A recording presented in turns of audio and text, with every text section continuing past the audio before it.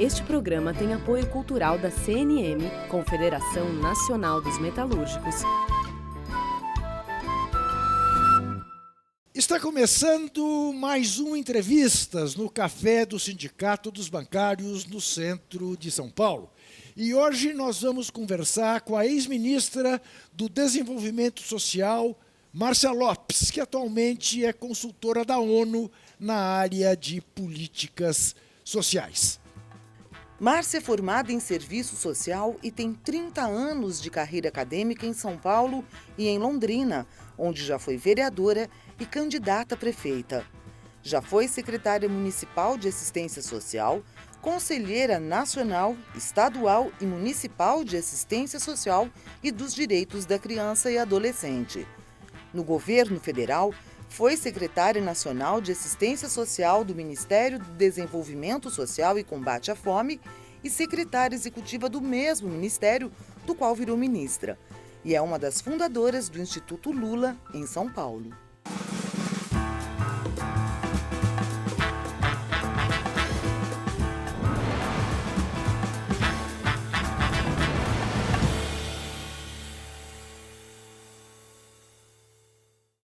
Para participar desta nossa conversa, convidamos também Valquíria Leão Rego, professora titular do Instituto de Filosofia e Ciências Humanas da Unicamp, a nossa Universidade de Campinas. E convidamos também Juarez Xavier, professor da Unesp, a Faculdade de Arquitetura e Artes e Comunicação.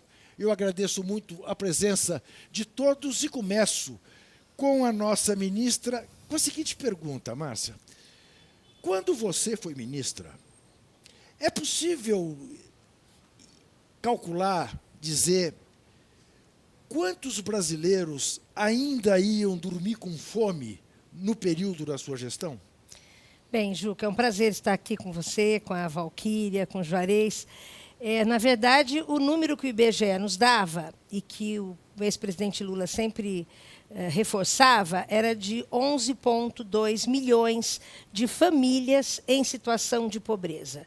E, por isso, milhões dessas pessoas em todos os estados do país com situação de muito sofrimento humano, fome, falta de proteção em todas as áreas, de alimentação, de vestuário, de habitação, o povo do campo abandonado, os nossos indígenas, quilombolas.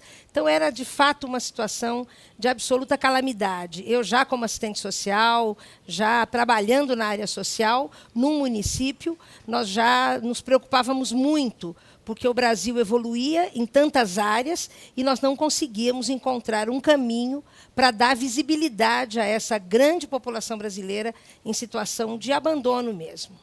Então, durante a gestão, este número diminuiu para quanto?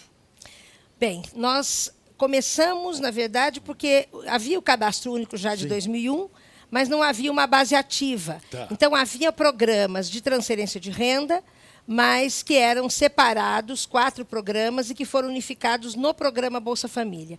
E a base do Cadastro Único não era unificada, não era ativa. Então, era muito difícil saber esses números. Depois que conseguimos ativar essa base, criar uma tecnologia importante, nós fomos, de fato, dando consistência à base do Cadastro Único. E aí começamos a entender onde essas famílias estavam, como elas viviam, onde elas moravam, e aí começamos a imediatamente implementar o Bolsa Família e outros programas de transferência de renda e de inclusão para a área rural, seja no PRONAF, seja no Programa de Alimentação Escolar, seja na agricultura familiar, construindo as cisternas. E esse conjunto de iniciativas, eu tive também a responsabilidade de coordenar o grupo Fome Zero, o grupo de trabalho com 13 ministérios, e nós tínhamos que afinar esses programas para que, de fato, alcançassem, tivesse uma escala no país. O presidente não queria saber de programa piloto.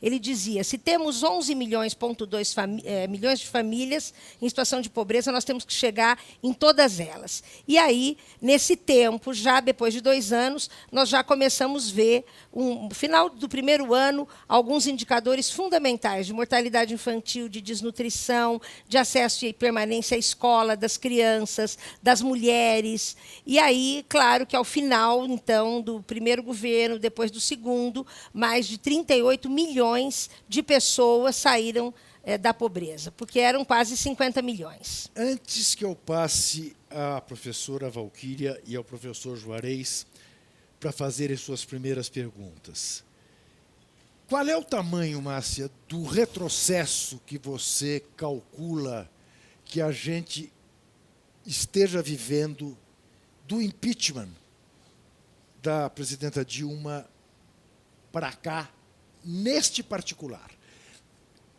Falando das pessoas com fome, falando das pessoas nesta faixa de miséria. Um retrocesso muito grande, absoluto, não só quantitativo, mas do ponto de vista da concepção, não é? Da forma como o governo vê a sua responsabilidade enquanto Estado democrático em assegurar proteção social a todos os brasileiros.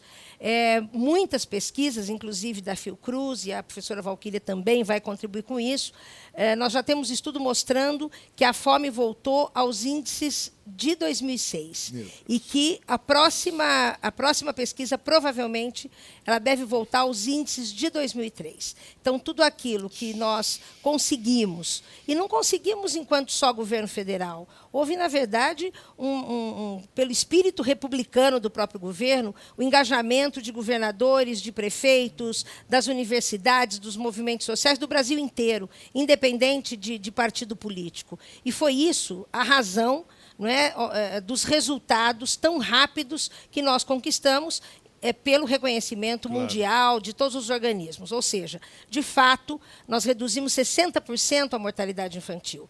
Nós saímos de 12% de desnutrição para 4%. A média de permanência das crianças nas escolas triplicou. Não é? Isso como resultado de um processo integrado, articulado, de políticas públicas que chegaram a todos os lugares desse Brasil. Não é? A Iranduba, uma cidade ribeirinha, lá na frente de Manaus, não é? A todos os municípios, aos 5.570 municípios brasileiros. Então, a gente fala que esse foi o grande pulo do gato, da escala a políticas públicas sistemáticas, contínuas, que romperam o vício do assistencialismo e que criaram, de fato, uma regulação nacional com a implantação do Sistema Único de Assistência Social, com a implantação do Sistema de Segurança Alimentar e Nutricional, junto com o SUS, junto com a política de educação, com a política para as mulheres, para a igualdade racial, direitos humanos. Não é? Então, foi um conjunto, de fato, de iniciativas e de uma decisão política muito clara de dar visibilidade à realidade brasileira e de chegar nas pessoas. Professora Valquíria, a sua pergunta. A minha pergunta é quais são as justificativas para alterar, não é só alterar, é destruir esse conjunto de políticas. Tá? As justificativas, eu estou dizendo oficiais, né? Porque nós sabemos que elas não se sustentam em nada, inclusive porque o programa Bolsa Família é um programa bastante barato para o governo. 0,50% do orçamento nacional. Sim, não é? 0,5%. Por aí. É. Então, a gente pode usar um conceito moral, mas ele tem um poder descritivo muito grande, que só existe uma explicação: a crueldade como política de Estado. Isso existe na história. A gente sabe disso. Não é? Então, a minha pergunta é: quais são as justificativas, digamos, que eles continuam fornecendo à opinião pública? A justificativa pública, não é, que se dá é de fazer um saneamento, de fazer uma limpeza, por exemplo, na base de dados do Cadastro Único, ou de fato, investigar se as famílias precisam daquele benefício do Bolsa Família, ou do benefício para idosos e pessoas com deficiência, ou dos benefícios eventuais. Não é? Então, em nome desse saneamento, dessa limpeza, o que geraria economia para o país, para novos investimentos, na verdade, nós sabemos que isso significa extinguir o acesso da população mais pobre e que antes estava fadada às migalhas em períodos eleitorais. Então, por isso eu disse, a ruptura de um modelo.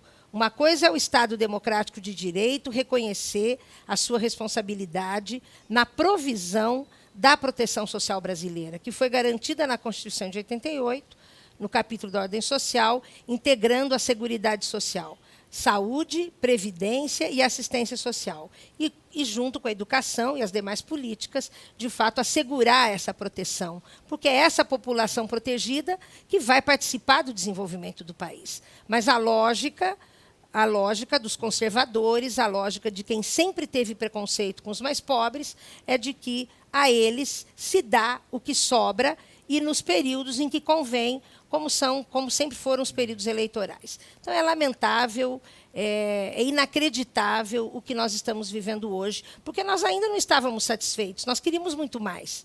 Embora o nosso orçamento tenha saído de 8 bilhões para 84 bilhões, quando a ministra Tereza Campelo saiu do Ministério em 2016, eu saí em 2010, ministro Patrus em 2009, apesar desse grande crescimento, a dívida social do país é imensa. Então, nós ainda queríamos melhorar, aprimorar, incluir muito mais pessoas. E não é sofrer qualquer tipo de retrocesso de não acesso aos direitos. Professor Juarez. Ministra, uma das coisas mais trágicas da realidade política social brasileira, talvez das mais perversas, é a violência contra a juventude negra. Quer dizer, antes das políticas públicas adotadas por esse período mais recente, os números eram escandalosos e assustadores. Apesar das políticas muito bem concentradas nessa população, o massacre não parou. Mesmo assim, o massacre continuou. Qual a perspectiva diante de um governo que elimina qualquer possibilidade de políticas públicas que dê atenção a essa população? Se até há pouco tempo nós falávamos em massacre, talvez a gente passe a falar em genocídio dessa população. Então, quais são as expectativas que se pode ter diante do desmonte de uma política mínima de proteção a jovens pretos e pardos no Brasil? Bem, de um lado, há uma ameaça cotidiana desse processo que chega a ser um genocídio mesmo, da morte, do assassinato, da falta total de esperança da juventude negra nesse país. E eu estou me lembrando aqui, quando você falava, de uma formatura que eu fui, de 500 jovens negros no Nordeste brasileiro, e que ali, com o presidente, que ali, pela primeira vez, os jovens negros se formando em medicina, em agronomia, em letras, em pedagogia, em psicologia, em serviço social, não é? E tudo que a gente queria e tudo que é responsabilidade do país e da Constituição era exatamente isso. É nós alcançarmos um patamar de equidade, não é? E no sentido de que os jovens, de que os negros tivessem acesso à educação, fundamentalmente a educação, a saúde, as suas necessidades básicas. Então, obviamente, que a ameaça é esse absoluto crime que se faz contra o Brasil, contra a África, contra as nossas raízes, não é? E eu entendo que só a consciência, o debate, uma discussão como essa aqui, chegando até a população, para a gente cada vez mais se lembrar das nossas raízes, se identificar com a nossa história. Eu participava outro dia de um debate sobre racismo e poder, num grupo de 10 pessoas, em que uma colega da Bahia dizia assim: eu estou muito feliz, porque pela primeira vez, num debate sobre racismo, nós temos 4 brancos. Raramente o branco nem entra no debate do racismo. E isso, de fato, é mascarar uma situação. Esse é um ponto interessante, até porque o professor Juarez tem uma frase que eu gosto muito, que é a seguinte: eu não quero ser o único negro em lugar nenhum. Exatamente. Porque é uma coisa que nós brancos fazemos até sem pensar. Dizer, não, mas veja, agora no STF temos lá um ministro negro. No futebol brasileiro, agora temos um técnico negro. É um negócio de maluco você pensar, porque os negros dominam o futebol desde sempre. Mas no Brasil, nós temos um técnico negro na primeira divisão e achamos que os negros estão representados. Aqui nesse programa hoje, infelizmente, ainda o professor Juarez é o único negro. a compensação é que os 4 são corintianos. Isso já, de alguma maneira, unifica todas as bases. Mas essa questão, ministra, ela é essencial. Essencial. Essencial. E eu linko esta questão a uma frase frequente do presidente Lula. Incluir o povo no orçamento, incluir os pobres no orçamento. Esta é uma ideia abandonada de 2016 para cá. Infelizmente, tragicamente abandonada. Eu estava dizendo hoje ainda para uma amiga que, como eu disse, o orçamento chegou a 84 bilhões em 2016 e agora, este ano... Bom, o ano passado, o projeto, a proposta de orçamento do Ministério da Economia foi de cortar 98% do orçamento da assistência social. E a assistência social, diga-se de passagem, é ela responsável por assegurar o pagamento para quase 5 milhões de idosos e pessoas com deficiência, o salário mínimo, para 14 milhões de famílias do Bolsa Família e para manter toda a rede de proteção, os CRAS, os Centros de Referência da Assistência Social, os Centros de População de Rua, os Centros de Convivência para Idosos, todas as entidades que atendem a situações de trabalho infantil, de abuso sexual, de abandono de idoso, de população de rua. E aí, simplesmente, queriam cortar tudo. Foi um movimento que foi ao Congresso e conseguiu recuperar pelo menos 40%. E este ano nós já temos um orçamento 30 bilhões a menor, envolvendo o BPC, Bolsa Família e os serviços, a grande rede socioassistencial que existe em todos os municípios do país.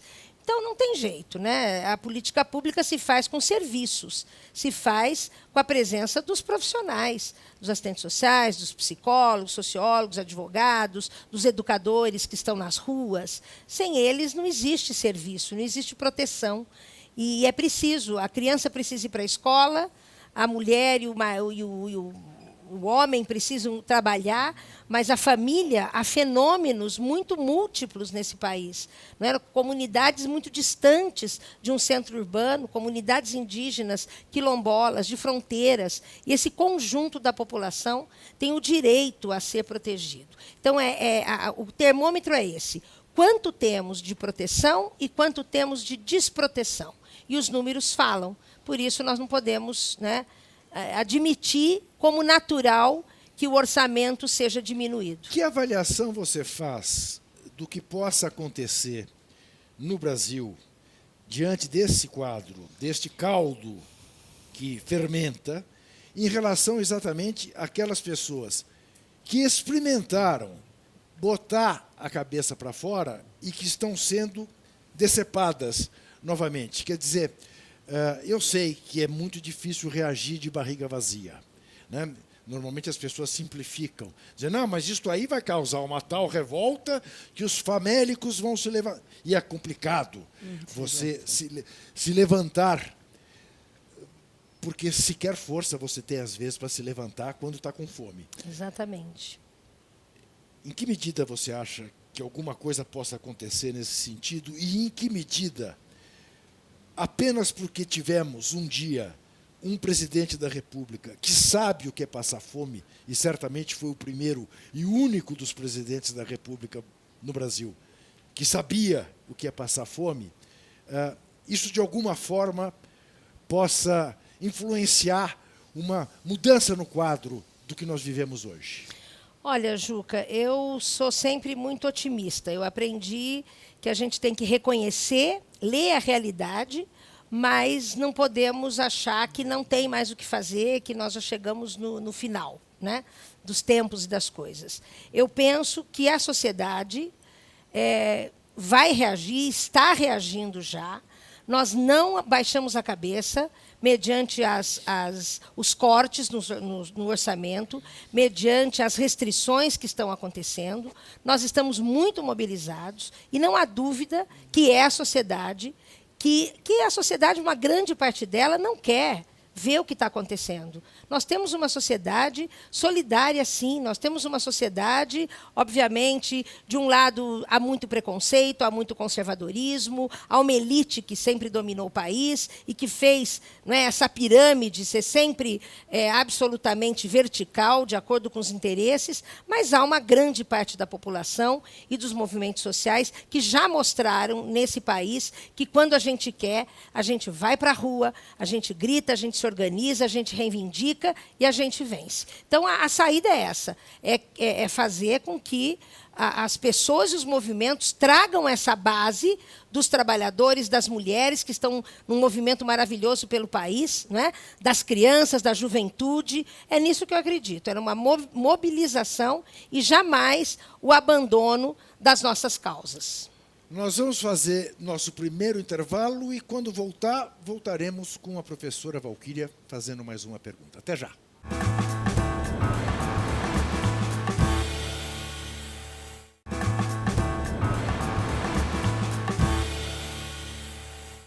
Estamos de volta ao Café do Sindicato dos Bancários, no centro de São Paulo, com o programa Entrevistas, conversando hoje com a ex-ministra do Desenvolvimento Social, Márcia Lopes, atualmente consultora da ONU na área de políticas sociais.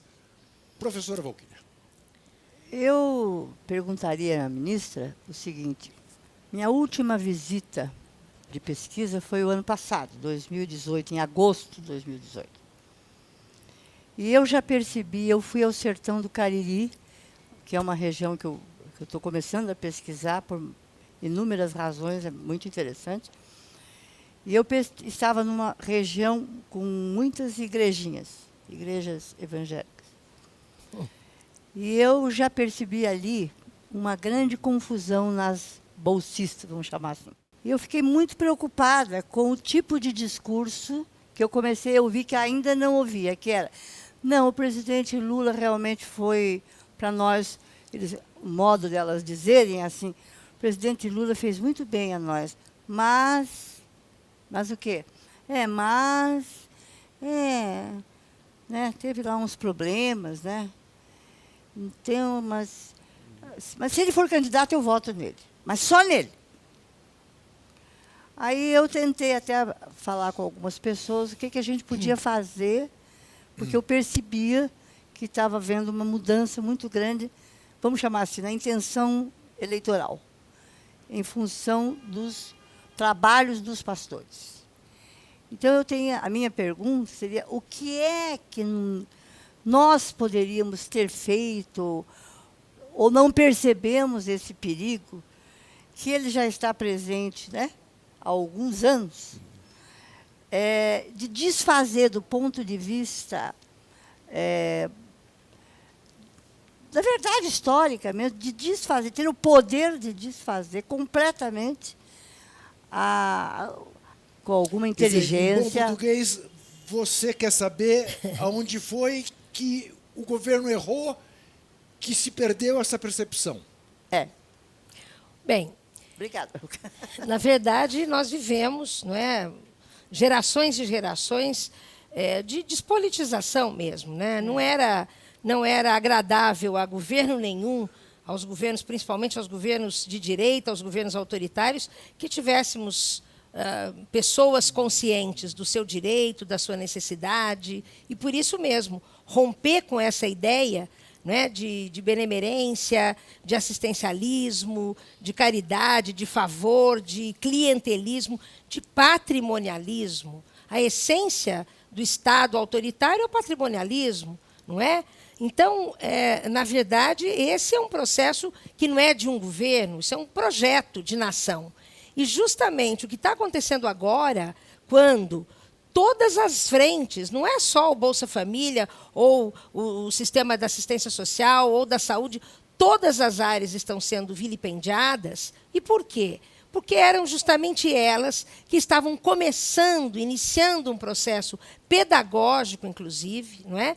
De diálogo com a população. Quando nós realizamos 94 conferências nacionais, trazendo os indígenas, trazendo os quilombolas, trazendo os sertanejos, trazendo os pescadores para Brasília, a população de rua, entrando no Palácio do Planalto para conversar com o presidente Lula, isso era da visibilidade, e isso incomodou muito. Então, por que os cortes na educação estão acontecendo? Por que a reforma da Previdência estão defendendo tanto? Por que querem tirar o benefício do idoso e da pessoa com deficiência? É porque, concretamente, a vida dessas pessoas mudaram. Eu me lembro, eu também ia ao Nordeste, as mulheres diziam, agora eu voltei a estudar.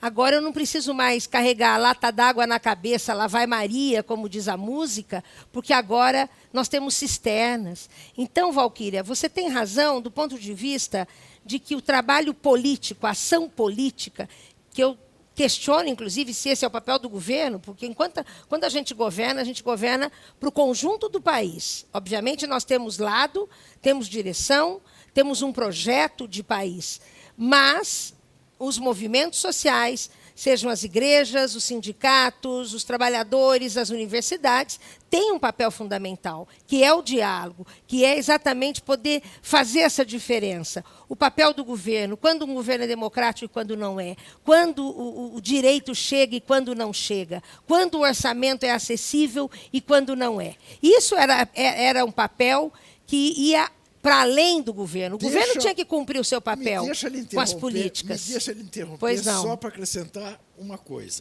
que eu ouvi na visita que fiz ao presidente Lula lá em Curitiba. Ele me disse que, com o tempo que ele tinha, e só para ver TV aberta, ele estava vendo muitos programas religiosos, desses pastores todos Sim. que invadiram os nossos canais de televisão. E ele dizia assim, a nossa esquerda precisa fazer que nem os pastores. Repetir as coisas. É verdade. Não adianta, a cada 40 dias, ir lá no diretório do PT com uma boa ideia. Tem que repetir todos os dias. É verdade. E ele nos dizia isso. Quando nós assegurarmos o primeiro degrau, a população quer o segundo, e com toda razão. Por que é só a elite que quer ter acesso à riqueza? As pessoas, os mais pobres, quando começam a se alimentar, eles querem poder comer arroz e feijão, eles querem comer fruta. Quando eles estão comendo fruta, eles querem viajar, eles querem ter o direito de tirar férias. Então, atenção, se a sociedade não fizer um trabalho de fato de politização e de discussão política com a sociedade, não é? Nós vamos perder esse jogo, porque o jogo é bruto, o jogo é pesado. Quer dizer, nós passamos mais de 500 anos no Brasil, não imaginando que um dia a população pudesse andar de avião, que os negros chegassem às universidades, que o Nordeste tivesse água, que os agricultores familiares tivessem a sua produção vendida a preço justo. E, no entanto, quando isso acontece, que as famílias, os quilombolas tivessem acesso à energia elétrica, eu fui para quilombos que o primeiro dinheiro que eles conheceram, a primeira moeda que eles conheceram, foi do Bolsa Família, e que não tinham energia. Quer dizer, coisas que aconteciam no Brasil que ninguém falava, como se fosse natural. A pobreza, o sofrimento, a morte da gestante porque não conseguia chegar ao serviço de saúde. Então, quer dizer, o buraco é muito embaixo. Então, esse processo de consciência, e aí tem razão, né, e o presidente dizia isso, a esquerda não consegue ter uma narrativa clara, simples, em relação à população, que a direita faz isso e faz repetindo. E aqueles, sejam pastores, sejam quem for, não é? Fazem de uma maneira muito eficaz, devolvendo para a população, isso que é grave, devolvendo para a população aquele sentimento de culpa. Eu sou pobre porque eu quero, ou eu sou pobre porque eu não me mexo, eu sou pobre porque eu não trabalho. Esse é o grande risco. Isso. E é isso que o autoritarismo, o conservadorismo faz com as pessoas. Se faz o discurso da meritocracia. Da meritocracia, como exatamente. se as oportunidades fossem iguais a todos. Iguais. Professor Juarez. Aqui a questão central que você tocou, ministra, é essa ideia de que não é uma mera mudança de governo, é uma mudança de regime. E tem alguns elementos que a gente consegue identificar. Primeiro, a apologia à ditadura militar, esse processo todo. Tortura. Segundo, o ataque ao núcleo das conquistas de 1988. E terceiro, contaminar a esfera pública para que não haja o debate aberto, transparente, crítico, vai por aí afora. E essa questão que o Juca tocou agora. Quer dizer, é possível pensar numa sociedade em que a meritocracia exista, se ela é tão desigual, uma desigualdade abissal, ela não permite qualquer possibilidade de exercício de meritocracia ou de meritocrático, né? Talvez esse seja o grande problema, tentar justificar essas desigualdades a partir de um discurso de culpa daquele que não teve acesso, porque ele não pôde, ou não conseguiu, ou não quis fazer. Eu acho que essa é a questão central, a mudança de regime que implica essas questões. Apologia à ditadura, fim dos blocos sociais conquistados em 1988 e contaminar a esfera pública a partir dessa ideia do mérito diante de uma desigualdade abissal. Exatamente, Juarez, você já deu a resposta, é isso mesmo. Quer dizer, isso exige o quê? Rupturas. E ruptura num país em que se demorou muito, não é, para construir, inclusive com a participação, com o controle social, com sistemas abertos. Não é? Eu era estudante de serviço social e nós não podíamos ler Marx, nós não podíamos ler os pensadores. Isso foi em 76 a 79. Quer dizer, nós vivemos sobre a sombra do resquício da ditadura. Não é isso? Então, é muito recente esse processo democrático, de construção democrática. É muito recente a nossa própria Constituição brasileira e todas as leis que vieram depois. E isso assustou muito os tecnocratas, assustou a elite econômica do país. Isso foi um movimento internacional, porque nada no Brasil. O Brasil é um país muito importante para a América Latina, Caribe e para o conjunto dos países desenvolvidos também. Então, quando cada sistema, cada governo que tenta andar um passo, que faz pequenas rupturas, e nós fizemos pequenas rupturas, era preciso continuar para fazer muito mais rupturas. É preciso retomar o Pacto Federativo, é preciso um diálogo com os municípios, com os estados, com as instituições fortes desse país. E quando nós estávamos exatamente conseguindo fazer determinadas rupturas, com indicadores muito concretos da vida da população, isso já significou um assinte, isso já significou uma ofensa à estrutura meritocrática, à burocracia do Estado brasileiro. E por isso nós estamos enfrentando o que estamos enfrentando. Quer dizer, não é por outra razão.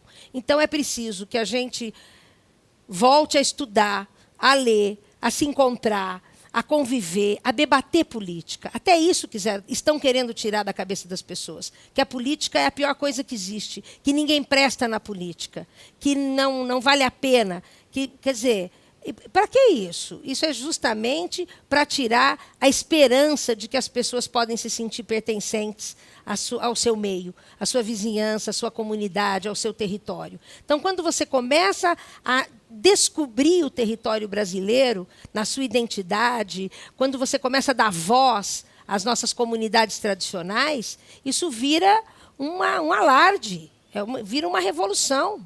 Então, não é à toa o desmonte do fechamento do Ministério do Desenvolvimento Agrário, o fechamento do Ministério do Trabalho, da Previdência, direitos humanos, mulheres, igualdade racial, a transformação, quer dizer, de uma máquina que não pode funcionar para todo mundo. Ela funciona para os interesses da economia, e ponto.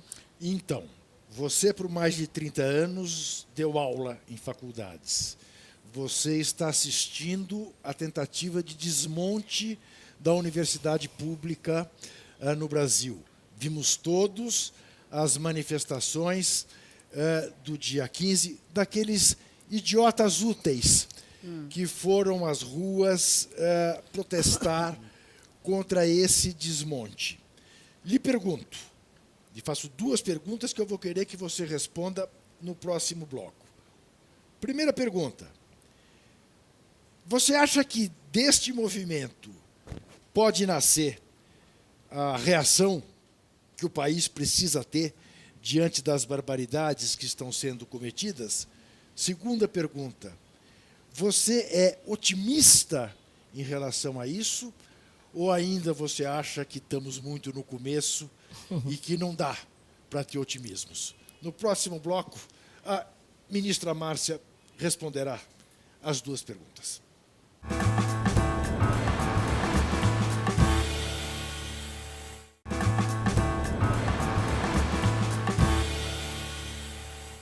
Voltamos ao Sindicato dos Bancários, ao Café do Sindicato dos Bancários, no centro de São Paulo, com o programa Entrevistas, conversando hoje com a ex-ministra do Desenvolvimento Social, Márcia Lopes. Então, eu lhe refaço as duas perguntas. A estudantada que foi às ruas, professores que foram às ruas no dia 15, esses idiotas úteis, segundo o presidente que nos infelicita, podem ser a semente, como foi, aliás, para a derrubada de Fernando Collor, que encante, mobilize, incendeie o país para a reação necessária. Você olha para isso com otimismo ou ainda com um olhar cético? Não, eu olho para isso com otimismo. A história do Brasil e dos países, né, próximos foi essa, não é? Quando a população decide sair às ruas, seja de um lado ou de outro, e decide se manifestar, não é? Há um movimento de processo, de consciência, de atenção, de curiosidade, não é? E depende, óbvio, claro, depende da consequência disso, da continuidade desse processo. Eu participei deste ato do dia 15 de maio, que inclusive era o dia também do assistente social, e foi muito bom estar nas ruas, não é, vivenciando esse momento em que as pessoas, os professores, os alunos, os estudantes, as mulheres, os jovens, estavam ali indignados não só com o corte na educação, mas com o conjunto de situações vividas pelo país. Quer dizer, a falta de perspectiva de futuro. E muitos que estavam ali dizendo, eu nunca imaginava que ia ser assim, eu nunca imaginava, a minha expectativa era outra desse próprio governo. Enfim, então eu não tenho dúvida que esse é o caminho. Não é uma passeata, simplesmente. Esse movimento de massa, ele tem que gerar, como eu disse antes, uma continuidade de debates, de discussão, de análises, de tomada de posição. Eu tenho viajado o Brasil, eu tenho feito audiências públicas nas assembleias legislativas, tenho ido às universidades, tenho me reunido com quem me convida, e eu tenho dito isso. Vocês estão discutindo a realidade do município, do Estado, do Brasil? Como é que esse processo, como é que cada decisão do governo, porque é isso que está acontecendo, as decisões que o governo está tomando, ela não segue a tramitação institucional que sempre seguiu. Há uma decisão de um ministro, ele manda um memorando e cumpra-se. Quer dizer, nós perdemos a institucionalidade. Não sabemos na mão de quem nós estamos. Nós estamos completamente fora de qualquer parâmetro institucional, inclusive da Constituição brasileira.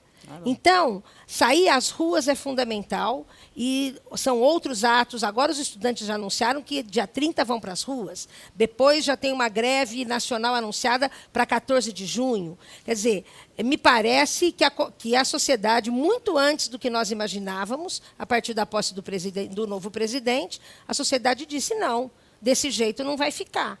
Isso não pode continuar. E isso quem está dizendo não é só a esquerda. Isso quem está dizendo são cidadãos, são empresários, são pessoas que não estão entendendo o que está acontecendo com o país. Estão simplesmente surpresos. Eu tenho brincado, a ministra, dizendo o seguinte, que eu, se fosse o Amoedo, eu pediria recontagem de votos. Porque é impressionante Pois o número é. de pessoas que diz que não, eu não votei nele, não. Votei no Pois é. Não é verdade? É isso. Então, eu penso, sim, que vejo com otimismo, porque eu acho que é o movimento social que vai forjar um novo posicionamento. Olha aí o Congresso, como é que está. O Congresso não está agindo como se agiu em períodos de fato democráticos, onde, né, os próprios ministros indicados não estão agindo com liberdade, não estão agindo, eles estão agindo já atentos, não é, à conjuntura e à voz da população. Então, eu vejo isso com otimismo. Agora, o que vai acontecer, isso nós dizemos hoje numa reunião, ninguém está se atrevendo, e eu tenho ouvido muitos professores da Unicamp dizer, ninguém se atreve a fazer análise de conjuntura neste momento, porque a cada dia é um susto, cada dia é uma nova, né, decisão que nos põe em risco. Essa é a verdade. Quem prevê o futuro está muito mal informado, é o que se diz. É isso. Exatamente. Eu tenho a impressão que nós devíamos ser muito cautelosos entre dizer, por exemplo, a sociedade e um certo movimento. Eu tenho a impressão que a sociedade, ministra, ainda, pelo menos no mundo que a gente circula, que é verdade, que é um mundo de... Eu sou vizinha, então é um mundo muito de classe média alta, etc., eu não sei. Mas eu vejo um certo recolhimento nas pessoas. Sim. Sim, mas claro. A impressão que eu tive é que despertou uma certa juventude, que eu, como professora, estava muito assustada, porque nós fizemos 68, né? Como eles não estavam reagindo aos ataques à universidade, né? Perdendo bolsa e professores, e um ambiente horrível que está se criando. Que esse governo criou nas universidades, muito medo, de medo total. Sabe? O professor não sabe se está sendo filmado, né? Houve caso no Instituto de Economia de um sujeito estar filmando uma colega minha. Isso nunca tinha acontecido, nem na ditadura. Você lembra? Isso não se fazia filmar uma pessoa que parece um aluno normal e está filmando. Ou de uma prática muito comum em todas as ditaduras do mundo. Então, eu tenho a impressão que nós temos agora uma coisa nova, que é uma estrutura de poder muito opaca, muito mais opaca do que era a da ditadura que nós vivemos, né? E com comandos, inclusive, fora do país. Comandos decisivos fora do país. Então, isso me assusta muito, essa opacidade tão grande dessa estrutura de poder. E que não está muito incomodada, me parece, com o que o mundo está pensando de nós. Com o que o Le Monde diz, com o que o Guardian diz. Né? A gente sabe que eles estão malhando o governo brasileiro. A figura do presidente é muito mal vista. E eu tenho a impressão que essa estrutura que a gente precisa compreender, ela não está muito incomodada com isso. Eu posso estar e que gostaria de estar muito enganada. Mas tem uma impunidade. Porque é muito novo. Nós não imaginávamos que essa crise aflorasse tão rapidamente. E a impunidade. Nós estamos no 6º ano, gente, 6º mês. O discurso do governo. ministro da Economia é uma coisa escandalosa. Sim, né? mas isso é tão verdadeiro. Por exemplo, em relação à questão do meio ambiente, o governo desistiu de fazer a reunião em Salvador. O prefeito de Salvador disse, não, vou fazer assim, independentemente do governo. Né? Aí o governo disse que não vai fazer, né, a reunião posterior que estava marcada para o Brasil e era transferida para o Chile. E o mundo olha para isso perplexo. Perplexo. Fala, quem é que está lá? Quem é que está lá? Exatamente. Né? Quem é essa gente? E essas mudanças na educação, isso eu acho que é assustador. Né? A educação no seu conjunto, a universidade especial. O que sinaliza é que a universidade deixou de ser um local estratégico para a construção de Estado que essas pessoas estão pensando em desenvolver no Brasil. Isso eu acho que é assustador. Deixar de investir em pesquisa, deixar de investir na ampliação das vagas, deixar de investir na permanência estudantil. Quer dizer, esse conjunto de medidas faz com que a educação hoje seja talvez o ponto mais frágil de medidas e políticas que depois você vai ter dificuldade de retomar. Não basta você desligar o botão do laboratório e depois desligar 6 meses depois. Não, Isso é assustador. Né? Parece-me que essas ações são as mais visíveis e terríveis sobre a proposta política desse Estado que se pretende É uma aposta absolutamente autoritária, né? Uma aposta de que o governo não é obrigado a qualificar ninguém e não é obrigado a ouvir ninguém. Quer dizer, nós estamos vendo aí o fechamento do CONSEA.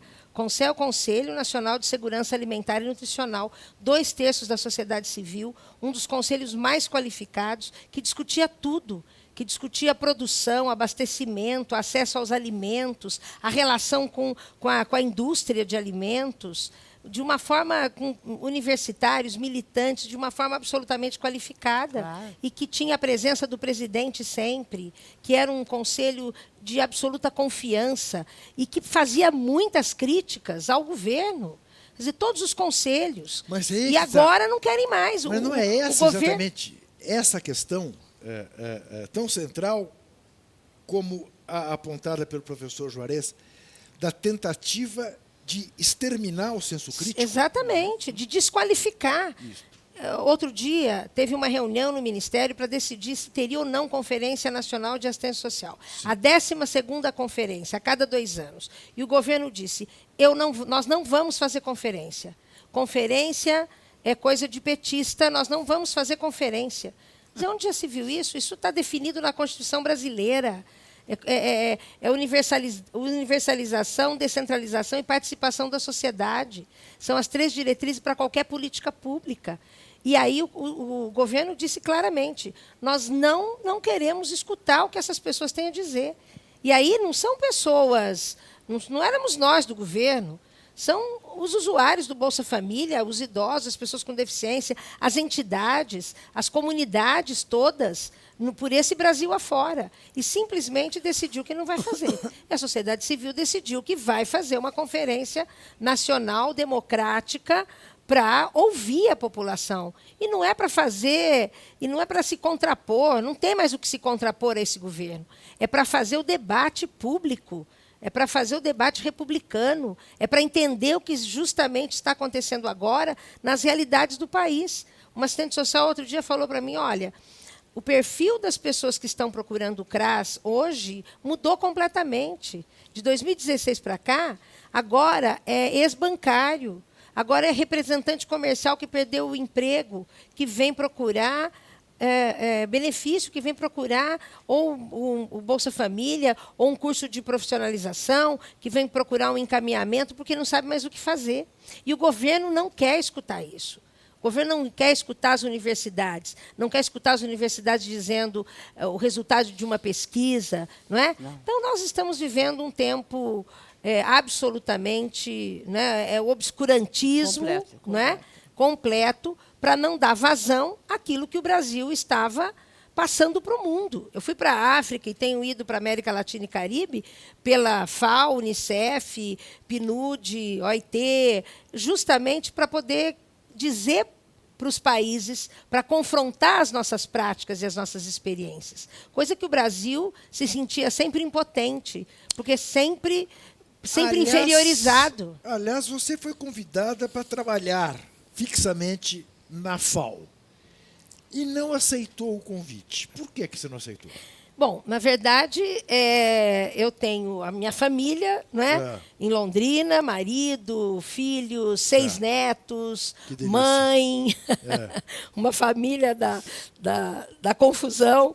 E, claro, que o afeto faz parte da vida da gente. Claro. Então, chega uma hora que a gente, entre a militância e a profissão, a gente também tem que fazer algumas escolhas. E eu sabia que eu podia continuar contribuindo, seja no próprio BID, no Banco Interamericano, ou na FAO, Unicef, viajando nos momentos possíveis, e tenho feito isso. Felizmente, o nosso diretor-geral da FAO, Graziano, tem feito um belíssimo trabalho pelo mundo. e com brasileiros ajudando, contribuindo nos vários países. E tenho ido sempre que sou convidada, mas, de fato, não é meu projeto mudar do país. Ao contrário do que muita gente quer fazer, sair do país, né? Eu penso que a gente tem que ficar aqui acreditando e lutando pelas nossas causas. Mas né? agora você vai me desculpar, ainda mais que a gente está chegando ao fim do programa e é a hora que a gente deixa os entrevistados em má situação. E eu vou ter que te deixar assim numa certa sinuca de bico, porque você fez uma referência que muito me interessa. E eu tenho debatido muito comigo mesmo. Eu tenho 2 netas. É claro que, para mim, essa questão é ainda mais complicada, porque são apenas 2. Você disse que tem 6 netos. Sim. Você gosta mais de algum deles? Não. Mas um dia minha filha me perguntou, você gosta mais da gente, filhos, ou dos netos? Falei, claro que é dos netos. Bom, isso eu não tenho a menor dúvida também. Mas não tenho, não. Entre eles dizem que eu tenho. Mas que eu você tenho não tem. Preferência pela mais velha, pela primeira, que tem 18 anos já. Tá.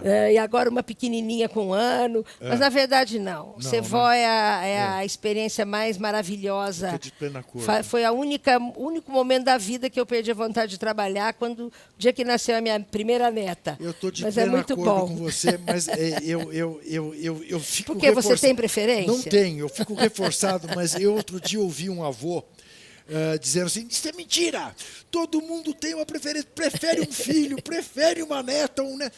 Eu não. Eu honestamente não. Então agora eu tenho perguntado para todo mundo que tem netos, eu faço essa pergunta, você tem netos? Tem um. Um só bom, então só. Não tem o que discutir. E você? Aí é Tem mimado. uma filha. Uma filha. Daí não dá. Eu tenho 4 filhos, 2 netas. Mas é muito bom. Muito bem. A nossa Sônia Bongiovanni, que embora seja Bongiovanni, também é corintiana, são 5 aqui, né? Fora o Carlão, que também é.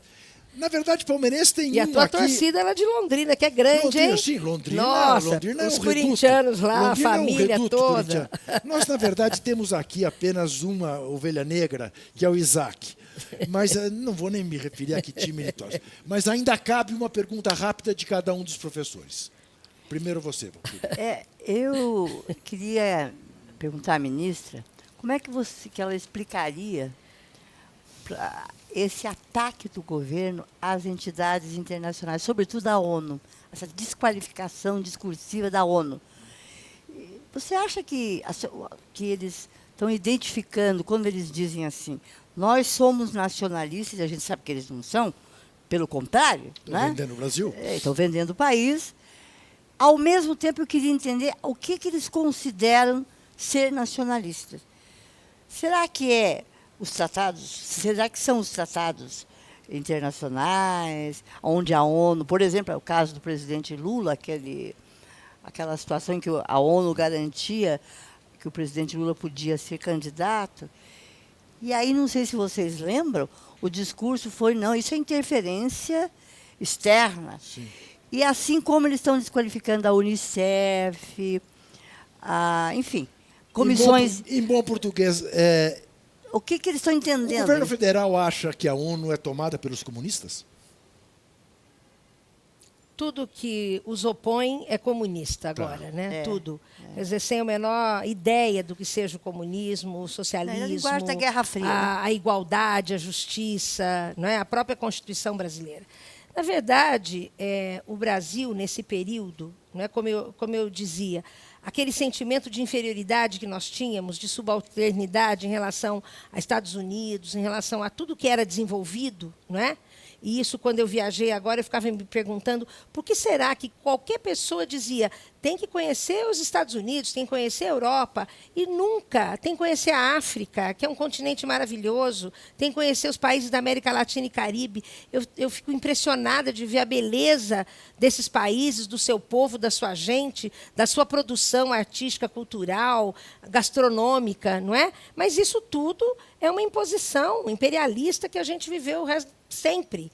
E aí, o que aconteceu nos nossos governos? Em todos os governos democráticos, seja local, estadual, nacional, quer dizer, todos os aliados viraram inimigos de um governo como esse, de um governo absolutamente que quer desqualificar. Que lembremos de um quando presidente... falam de Cuba, quando falam de qualquer país. Mas que bate continência à bandeira de Tio Sam. Exatamente. Essa é a questão dos organismos internacionais. Professor Juarez, a derradeira pergunta do Entrevistas de hoje. Ministra, se você fosse escolher uma bandeira para a gente enfrentar essa barbárie, qual seria essa bandeira?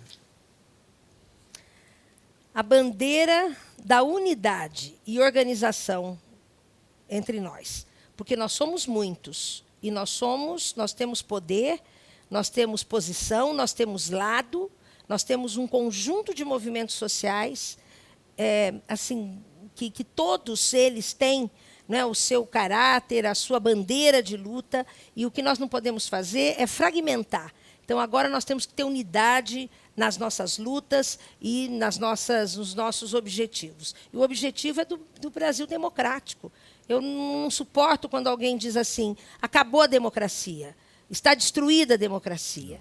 Quer dizer, falar isso é um peso histórico muito grande, porque muitos antes de nós morreram, foram presos porque defenderam a democracia. Então, para mim, a maior bandeira é a unidade na luta nesse momento. E, claro, lutas específicas contra a reforma da Previdência, contra os cortes da educação, que agora afloram. Mas isso não vai acabar aqui. Daqui a pouco, ali já tem outra luta. Então, nós temos que ter unidade, consciência, organização, superar as nossas disputas internas, não é? E entender que nós somos brasileiros e queremos que essa pátria, de fato, nos orgulhe cada vez mais. Muito bem.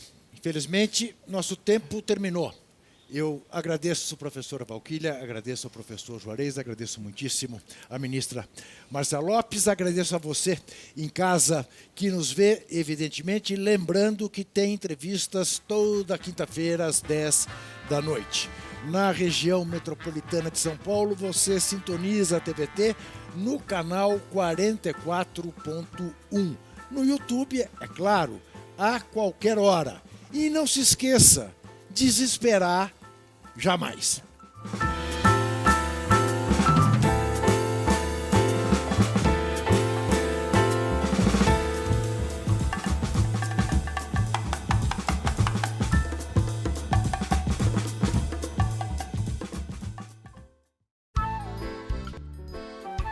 Este programa tem apoio cultural da CNM, Confederação Nacional dos Metalúrgicos.